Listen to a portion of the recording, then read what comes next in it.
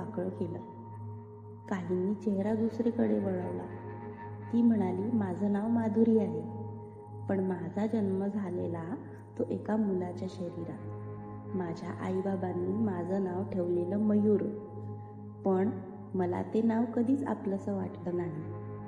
तिचा आवाज हलत होता, पण डोळ्यात पाणी नव्हतं, कारण ती रडून थकली होती बहुतेक.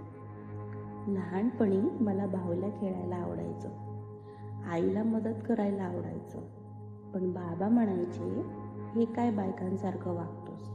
शाळेत मित्र हसायचे. हिजडा मला तेव्हा काय कळायचं नाही. मी फक्त वेगळा होतो. एक क्षण थांबून ती म्हणाली, मला प्रेम झालं होतं एका मित्रावर, पण त्याला सांगितल्यावर त्याने मला ढकलून दिलं.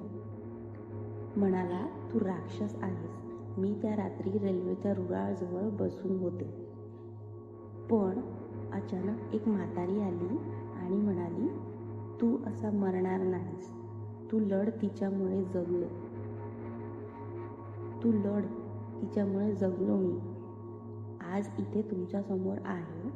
डब्यात अजूनही शांतता होती. मोबाईल बंद झाले. नजरा फक्त तिच्यावर होत्या.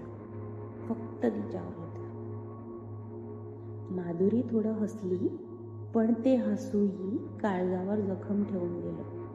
मी लोकलमध्ये येते कारण माझं आयुष्य दुसरीकडे कोणी ऐकत नाही. तुम्हीही मला शिवाय देणारी, डोळे मारणारी समजता, पण मी फक्त एक माणूस आहे. माणूस म्हणून जगायचं स्वप्न बघणारी. ती पुढे आली माझ्याजवळ. मी तिच्याकडे बघतच होते, तिचे डोळे माझ्या डोळ्यात. ताई, तुझं लग्न झालंय का? तिनं विचारलं.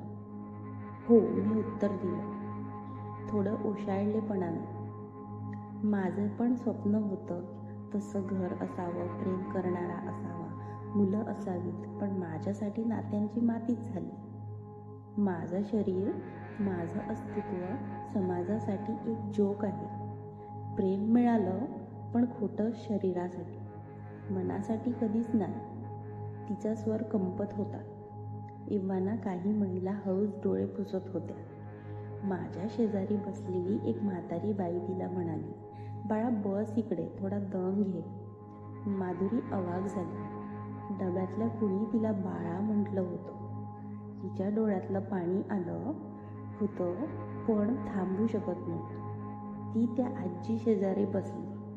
आजीने तिचा हातात हात घेतला